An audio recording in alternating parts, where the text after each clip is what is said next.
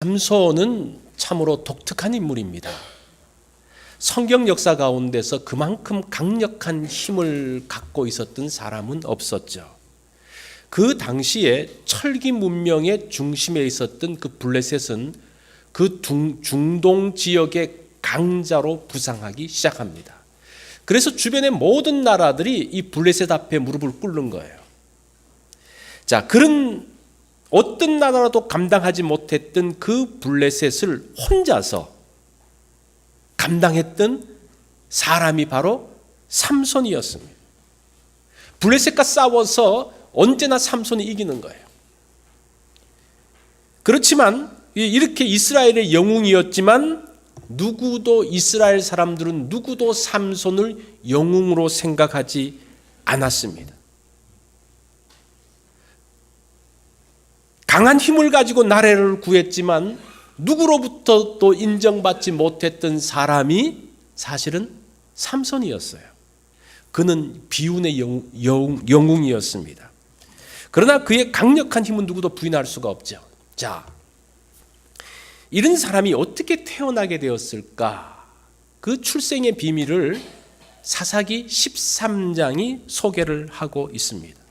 강력한 힘을 가진 사람, 민족을 구원한 삼손, 이렇게 힘 있는 자녀를 키울 수 있다면 우리가 축복이겠죠. 우리 가정이 그런 힘 있는 자녀를 키웠다면 그 가정이 축복이고, 우리 교회가 그런 힘 있는 사람을 세웠다면 우리 교회가 축복이 되겠죠. 자, 그러면 이 삼손을 품은 가정은 어떤 가정이었을까? 우리 삼손의 부모 이야기를 한번 보도록 하겠습니다. 2절에 보니까요, 소라 땅에 단지파의 가족 중에 마노아라 이름하는 자가 있더라.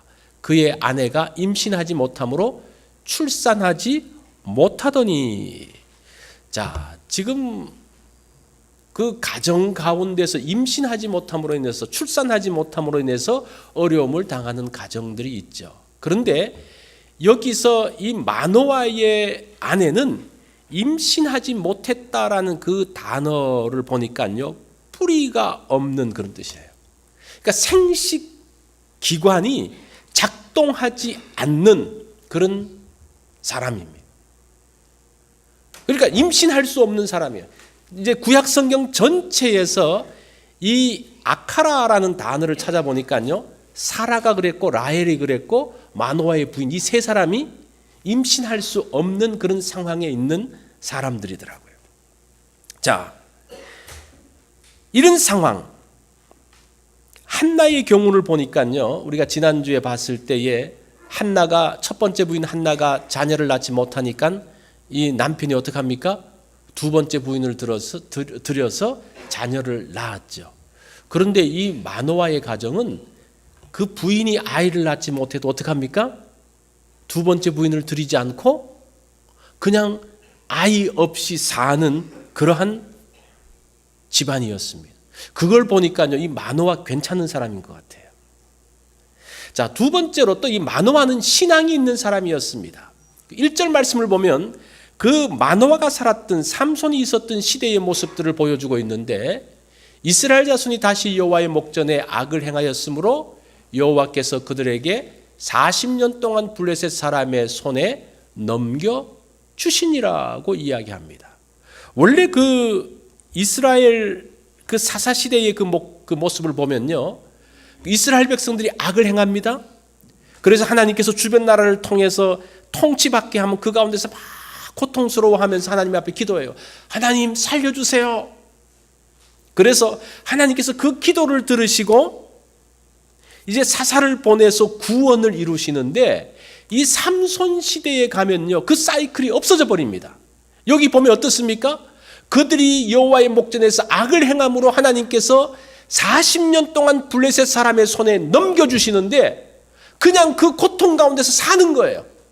그것이 그 시대의 모습이었습니다. 그런데 그런 가운데서 기도했던 사람이 있는데, 그 사람이 누구였는가 하니 마노아였다는 거예요. 사실은 그 삼손 시대에 보면 어떤 그 모습들이 있는가 하니 거의 기도라는 것이 거의 없어요. 그런데 기도하는 게 3번 딱 나오는데 마노아가 1번 기도하고 삼손이 2번 기도하는데 언제 기도하는 거 아니? 삼손이 전쟁에 나가서 그 블레셋 사람들과 싸워서 이 염소 턱뼈를 가지고 싸워서 이기고 난 다음에 목이 말라서 하나님 목이 마릅니다. 그때 1번 기도하고, 그리고 삼손이 잡혀가지고 눈이 뽑히고 이렇게 해가지고 이 맷돌을 돌릴 때에 그 마지막 다곤 신전에서 1번 기도하는 그 2번 기도. 그거 외에는 기도가 없는 시대에서 이 마노아의 가정은 그 특징이 기도했다라는 겁니다. 그는 신앙의 사람이었습니다. 또 이 마노아의 가정을 보니까요, 이 부부가 소통이 굉장히 잘 돼요. 이 한나의 남편 엘가나는 뭐라고 이야기합니까? 남편한테 가가지고, 아내한테 가가지고 슬퍼하고 그러니까 내가 10아들보다 낫지 않냐, 이 말도 안 되는 소리를 하면서 더 이렇게 한나의 이 속을 뒤집어 놓는데, 이 마노아의 가정은 보니까요, 마노아가 하나님의 사람을 만나서 너 아이를 낳을 것이다, 너 아이는 나실인이 될 것이다 라는 말을 남편에게 다 이야기를 해줘요. 그래서 남편이 그걸 듣고 아 그래? 그 다음에 있으면 꼭 나를 부르라 그러고, 이렇게 소통이 얼마나 잘 되는지 몰라요. 이 부부간의 소통이 안 돼서 문제가 있었던 가정들이 있죠. 아담과 하와 가정도, 하와도 뱀이 그걸 따먹으라 그러니까 뭐 남편하고 소통한다든지 말하지 않고 그냥 자기 혼자 따먹어버리고 자기 혼자 그냥 처리해버려요. 자, 성경에 그러한 가정들이 있는데 이 마노아 가정은 독특하게 굉장히 부부 사이에 대화가 잘 되는 그러한 가정입니다. 그런데 이런 마노아의 가정에도 사실은 문제가 있어요. 제가 이걸 찾아보니까요, 이 집은 밭에서 열심히 일하는 사람이 부인이에요. 이게 성경을 보면 밭에서 뭐 열심히 일하는데 나중에 남편은 어디 있었을까 보니까요, 11절에 보니까 2번째 하나님의 사람을 만났을 때에 이 부인이 남편한테 막 달려갑니다. 달려가가지고 여보 또 그 사람이 나왔어 그러니까 마노아가 일어나 그 아내를 따라가서 이렇게 나와요. 아내는 열심히 밭에서 일하는데 이 남편은 뭐 하고 있었습니까? 이 어디서 일어났는지 잘 모르겠어요. 제가 그래서 성경을 다 찾아봤어요. 일어난다는 것이 도대체 언제 쓰였는가? 첫 번째는 한나가 앉았다가 일어나는, 의자에서 앉았다가 일어나는 그런 케이스가 하나 있어요. 2번째 케이스는 이 다윗의 케이스에서 침상에서 일어나라고 말할 때도 저 단어 쿰이라는 단어를 씁니다. 이 3번째 케이스는 무엇인가 하니 두렵고 염려하고 그렇게 확 위축된 가운데서 다시 용기를 갖고 일어났을 때 그것이 일어났다라는 거예요. 어쨌든 중요한 것은 아내는 열심히 밭에 가서 일하는데 남편은 어디엔가가 앉아 있었다는 그러한 것. 이 성경을 너무 이렇게 깊이 파면 이런 문제들이 나오는데, 자 어쨌든 그런데 이거보다 더 중요한 게 있어요. 더 중요한 결정적인 마노아 가정의 결정적인 문제는 뭔가 하니, 지금 마노아의 가정 그 부부는 아이를 갖지 못합니다. 이 뿌리가 없어요. 그런데 하나님의 사자가 나타나서 뭐라고 이야기합니까? 너 아이를 임신하고 아이를 낳을 것이다 라고 이야기합니다. 우리가 보통 그런 이야기를 들으면 어떻습니까? 그래요? 감사해요. 하나님 정말 감사해요. 그런데 이 마노아의 그 가정의 반응을 한번 보세요. 12절에 보면 마노아가 이르되 이제 당신의 말씀대로 되기를 원하나이다. 이 아이를 어떻게 기르며 우리가 그에게 어떻게 행하리까? 이렇게 이야기해요. 이 가정이 참 독특한 게, 정말 자녀가 없다가 자녀를 주신다고 하면 정말 뭔가가 이렇게 크게 리액션이 있을 건데 그것 없이 뭐라 그런 거 아니? 그렇습니까? 그럼 이 아이를 어떻게 기를까? 이렇게 나와요. 감사와 감격이 없는 가정, 자신의 의무에 대해서만 질문하고 있는 것을 보게 됩니다. 그래서 이 마노아 가정의 결정적인 문제는 신앙에 감격이 없는 거예요. 마노아가 바른 신앙을 갖고 있었어요. 그 시대에 기도하고 있었습니다. 그리고 아내가 자녀를 낳지 못했을 때에 2번째 아내를 구하지 않고 그 아내와 함께 그냥 그 상황 그대로 있었던 그러한 사람이었습니다. 그런데 하나님께서 그에게 은혜를 주신다고 했음에도 불구하고 그 은혜에 대해서 감격한다든지 감사하는 그런 반응이 없는, 이게 어떤 느낌이 드는 거 아니? 기브 앤 테이크처럼 하나님이 주시면, 저도 그러면 그 주신 아들을 내가 어떻게 기를까요? 주고받는 그 모습. 우리가 아이들에게 이제 선물을 하면 부모가 원하는 반응이 뭡니까? 여러분들이 어떤 선물을 했을 때 이 아이가 어떤 반응을 해주기를 원해요? 좋아하고 기뻐하면서 너무 좋다고, I love you, mom and daddy. 이제 그런 반응을 우리가 기다리는데, 이 아이가 선물을 딱 받고 난 다음에 저도 나중에 돈 벌고 크고 나면 저도 선물을 해줄게요, 그런 반응이 나오면 여러분 어떻게 했어요? 어떨 것 같아요? 선물 주고 싶은 마음이 없죠. 우리가 참 신앙이 좋은 사람들의 문제 중에 하나가 왜 우리의 신앙 가운데 감격이 없냐? 왜 우리가 신앙생활을 하는데 이렇게 뭔가 이렇게 그 마음 가운데 따뜻함이 없냐? 너무 의무감에 사로잡혀 있는 것 같아요. 하나님께서 은혜를 주셨으면 내가 어떻게 이것을 갚을까? 헌금을 해야 되겠구나. 또 내가 어떻게 봉사해야 되겠구나. 그런 무슨 반응을 하기는 해요. 그런데 거기에 대한 감사나 감격이나 기쁨에 대한 표현이 없는 것이 오늘날 그리스도인들의 문제가 아닌가라는 생각을 제가 해봤어요. 여러분들은 어떻습니까? 하나님 주신 은혜에 대해서 그렇게 어떤 그런 반응들이 있습니까? 어떤 작은 것에 있을 때 하나님 정말 감사해요, 이런 마음이 있습니까? 어때요? 그러다 보니까 우리의 신앙생활이 뭔가 신앙생활은 하고 있는 것 같긴 같은데 내 마음이 메말라지고 있는 그 모습, 그것이 사실은 마노아 가정의 모습이었다는 겁니다. 자, 이 문제를 사실은 해결해야 돼요. 이 마노아 가정이 해결해야 돼요.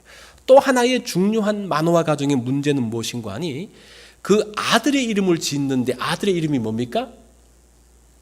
삼손이죠. 삼손의 뜻이 뭔지 아십니까?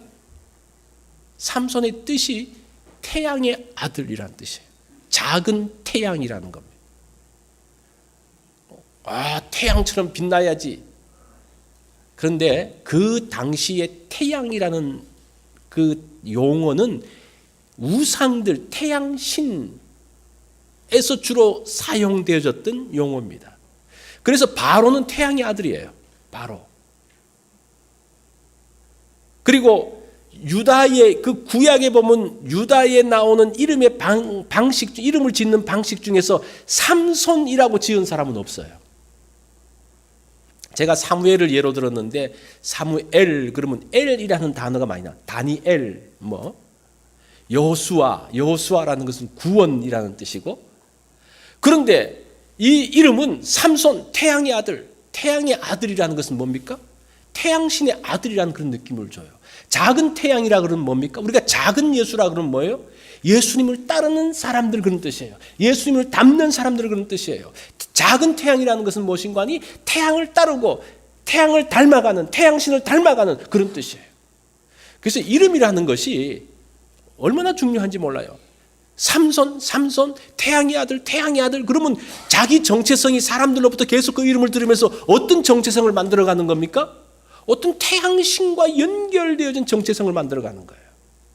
그런데 사무엘, 하나님께서 구했다라는 뜻입니다.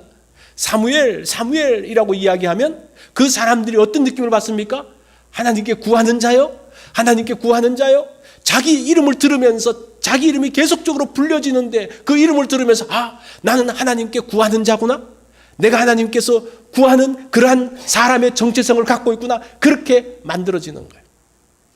근데 왜 마노아의 가정이 삼손이라는 이름을 지었는지,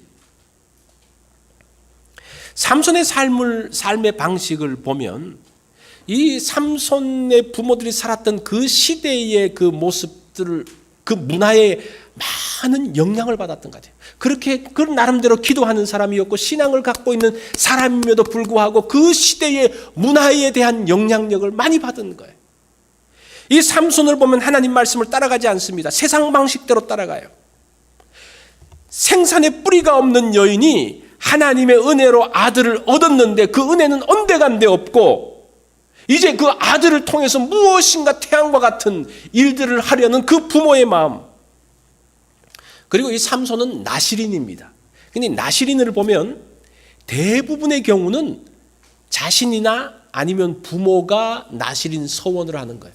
내가 나시린의 삶을 살겠습니다. 그래서 어느 기간 동안 한 달 혹은 또 몇 주 뭐 이렇게 1년 이렇게 어느 정도 기간 동안 하는데 사실은 일생 동안 나시린으로 살았던 사람은 두 사람이에요. 하나는 삼손이고 하나는 사무엘이에요. 그런데 이 사무엘은 자기 엄마가 나시린의 서원을 했는데 이 삼손은 누가 나시린으로 서원하게 합니까? 하나님이 나시린으로 서원하게 합니다. 이것처럼 놀라운 게 어디 있습니까? 이 출생의 비밀을 보면요, 삼손을 따라갈 사람이 없어요. 그런데 이 삼손은 그것을 늘 답답하게 생각했던 것 같아요. 이 나시린의 그 서원을 보면 민수기 6장에 보면 나시린의 의무가 세 가지로 크게 나눠지는데 첫 번째는 포도주와 독주를 마시지 않는 겁니다. 그런데 포도주만 마시는 게 아니라 포도즙, 포도, 건포도, 포도 껍질, 포도씨, 포도와 관련되어진 것은 손대서는 안 돼요. 이게 이제 나시린의 그 민수기에서 나오는 나시린의 첫 번째 특징이고, 두 번째는 무엇인고 하니 죽은 것을 멀리해야 됩니다. 세 번째는 이 머리카락을 잘라서는 안 돼요. 근데 이 삼손은 포도주와 독주를 마시고 포도와 이것들을 가까이 합니까? 어떻습니까? 그는 뭐 잔치를 좋아했으니까 포도주를 마셨고, 또 사사기 14장에 보면 이 삼손이 딥나 여인을 찾아갑니다. 딥나로 가요. 이 딥나가 포도단지예요. 이 포도원 쪽으로 계속 기웃거리는 어떤 그런 모습들. 그러면서 그 길로 가다가 사자를 만나잖아요. 사자를 잡아서 사자를 때려 죽이는데 나중에 그 죽은 사자의 시체에서 뭐가 나오는 겁니까? 꿀이 나오잖아요. 그 꿀을 떠서 자기가 먹고 누구도 갖다 줍니까? 자기 부모에게도 갖다 줘요. 이 삼손은 첫 번째 서원을 허물어버려요. 두 번째 서원도 허물어버려요. 세 번째 서원, 머리카락 하나 붙들고 살아요. 그러다 그 머리카락도 어떻게 됩니까? 나중에 들릴라라는 그 여인에 의해 가지고 머리가 잘려버리는 거죠. 그래서 그 사람이 나시린으로 살았음에도 불구하고 나시린의 의무를 지켜내지 못하는, 이게 나면서부터 나시린의 문제가 아닐까.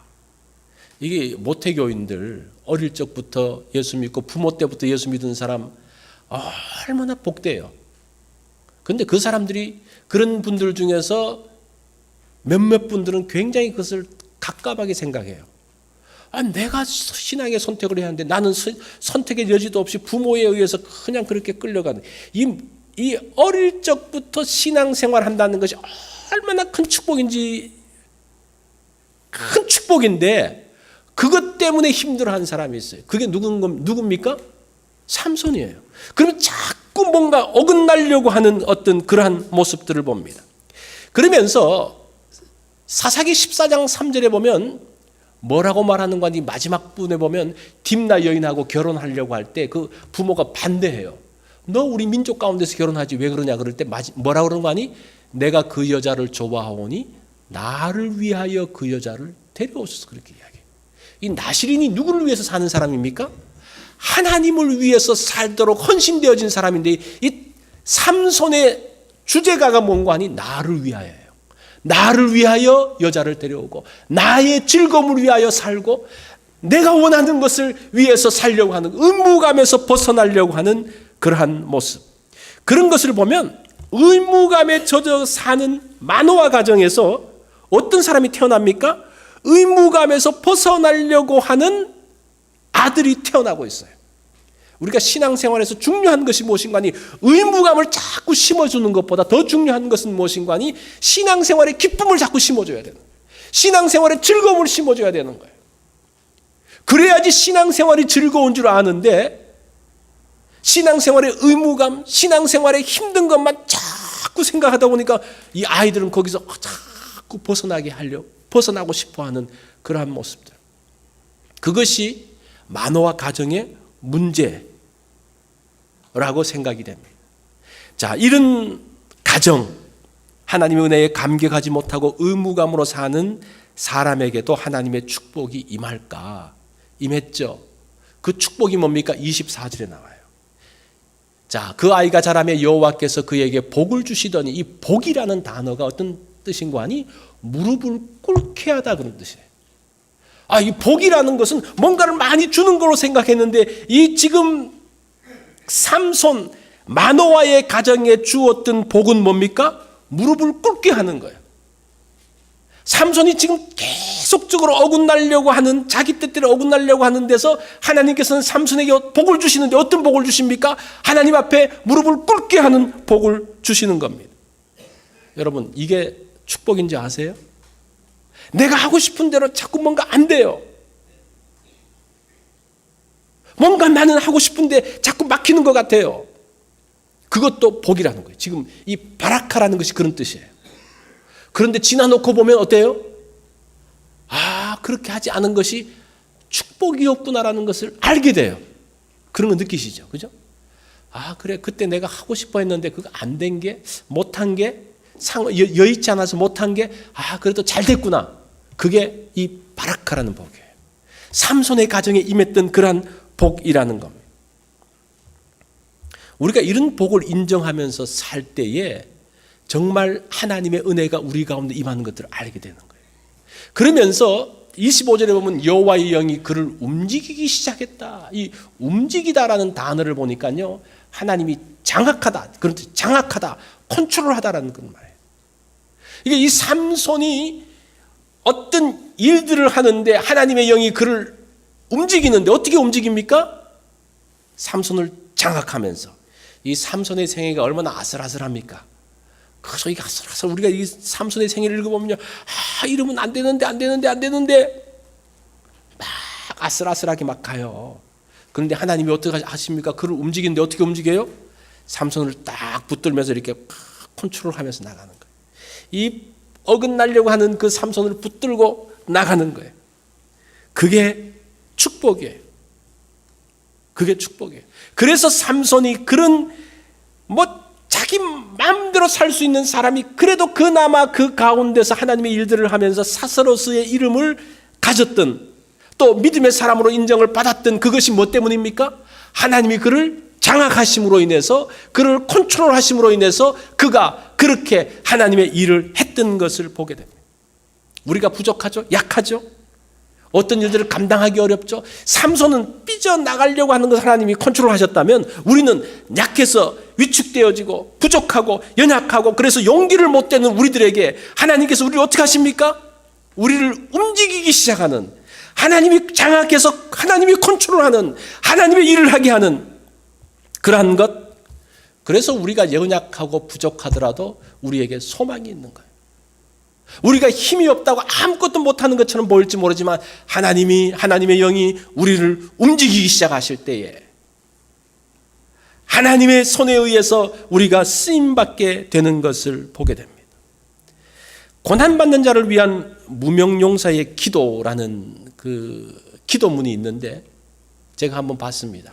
큰 일을 이루기 위해 힘을 달라고 하나님께 기도했는데 겸손을 배우라고 연약함을 주셨습니다. 많은 일을 해낼 수 있는 건강을 구했는데 보다 가치 있는 일을 하라고 병을 주셨습니다. 행복해지고 싶어 부유함을 구했는데 지혜로워지라고 가난을 주셨습니다. 세상 사람들의 칭찬을 듣고 싶어 성공을 구했는데 뽐내지 말라고 실패를 주셨습니다. 삶을 누릴 수 있도록 모든 것을 갖게 해달라고 기도했는데 모든 것을 누릴 수 있는 삶 그 자체를 선물로 주셨습니다. 구한 것 하나도 주시지 않았지만 내 소원 모두 들어주셨습니다. 하나님의 뜻을 따르지 못하는 삶이었지만 내 마음속에 진작 표현하지 못한 기도는 모두 들어주셨습니다. 나는 가장 복을 많이 받은 사람입니다. 라는 기도문을 제가 봤습니다. 이 무명용사가 뭡니까? 쓰임은 받았지만 알려지지 않는 사람들이에요. 제가 이걸 보면서 이 영적으로 무명용사는 뭘까? 이걸 생각을 해보면서 내가 쓰임은 받았는데 스스로는 모르는 것, 그게 아마 무명용사가 아닌가. 내가 뭔가 자꾸 막혀서 나는 뭐 아무것도 못했다고 생각했는데 하나님은 뭐라고 말씀하십니까? 너는 그 가운데서 인내하면서 잘 수고했다, 이렇게 인정을 해줘요. 나는 아프고 힘들어서 그냥 아무것도 못하고 그냥 하나님 앞에 하나님 살려주세요 기도할 수밖에 없었는데, 그래서 무엇인가 다 어떤 아픈 것 때문에 아무것도 못한 것 같은데 하나님께서 너 그래도 신실하게 살았어 라고 말씀을 해 주십니다. 자, 하나님이 쓰시는 방식과 우리가 쓰임받는 방식의 이해가 다르니까 나는 전혀 일하지 않았다고 생각하는 거예요. 그러나 하나님께서는 너를 통해서 하나님의 일을 이루었다라고 말합니다. 이 삼손이 자신의 생애를 평가할 때 어땠겠습니까? 흡족하지 못했을 것 같아요. 이스라엘 사람들 중에서 자기를 따른 사람이 한 사람도 없었어요. 참 이런 사람도 삼손의 생애를 보면요, 그가 참 힘은 있었지만 굉장히 외롭고 좀 뭐라 그럴까, 불행은 아니지만 좀 쓸쓸했던, 그가 민족을 위해서 싸우는데 누구도 인정도 해주지 않고 호응도 하지 않고 함께하는 사람도 없어요. 나중에는 그 유다 사람들 3,000명이 삼손을 찾아옵니다. 뭐라 그래요? 제발 블레셋하고 전쟁하지 말라고 그렇게 이야기를 해요. 우리가 온 것은 당신을 잡아서 블레셋 사람에게 넘겨주려고 왔다는 거예요. 그래서 이 삼손이 어떻게 합니까? 그러냐? 너희들이 나를 해하지 않는다고만 약속해라. 그 약속을 받고 자기가 묶여서 가잖아요. 묶여서 가서 그 블레셋 사람 앞에서 딱 넘겨지니까 그것을 다 밧줄을 끊어버리고 거기서 염소 턱뼈 하나 가지고 거기 있는 블레셋 군대를 다 쳐서 없애잖아요. 무엇인가 하나님의 일을 함에도 불구하고 늘 답답한, 그러다가 결국은 드릴라에 빠져가지고 두 눈이 뽑혀서 신전에서 허망하게 죽어가고 있어요. 그런데 성경은 뭐라고 이야기합니까? 삼손이 살았을 때보다 죽을 때에 더 많은 사람을 죽였다, 이렇게 나와요. 성경은 오히려 삼손은 허망하게 죽었다고 생각하는데 성경은 그 삼손을 대단하게 평가하고 있습니다. 이게 모르는 거예요, 자기가. 하나님께 쓰임받는지 모르는 거예요. 왜 그래요? 자기 방식대로만 생각을 하고 자기 방식대로만 나가다 보니까 하나님의 방식하고 맞지 않으니까 무엇인가 하나님의 일은 하는 것 같은데 여전히 내 마음 가운데 허망함이 있는데, 그 문제가 뭐예요? 하나님하고 맞춰가야 됩니다. 맞춰가야 돼요. 사실은 하나님하고 맞춰간다는 게 그 뭡니까? 하나님 앞에 반응하는 거예요. 마노아가 너 자녀 줄게?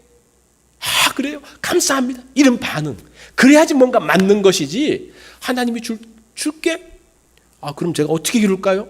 뭐 필요 없는 거 괜히 줘가지고 자기가 뭐 또 더 수고해야 되는 것처럼 말하는 그러한 신앙의 문제가 지금 삼손에게도 그대로 나오고 있는 것들, 그 아쉬운 부분이 있어요. 그래서 하나님은 어떻게 합니까? 그런 사람을 쓰시는 거예요. 하나님이 움직이시는 거예요. 자, 그런 이유 때문에 사실은 마노아의 가정이 복받고 삼손이 복받은 사람인 것은 무엇인가 하니 하나님께서 그를 쥐고 움직이셨기 때문에, 하나님의 손이 그 가운데 있었기 때문에, 그가 알든지 모르든지 간에 하나님께서 그를 주장하고 계셨기 때문입니다. 그래서 그는 이스라엘의 구원자가 되었습니다. 하나님께서 움직이는 가정에 소망이 있습니다. 하나님께서 우리를 이끌어 가실 때에 그 앞에 굴복하십시오. 하나님은 어떤 상황 가운데서도 우리의 가정을 복되게 만드십니다. 그것이 삼손의 생애를 통해서 우리에게 주시는 교훈입니다. 우리 다 같이 기도하겠습니다. 오늘 우리가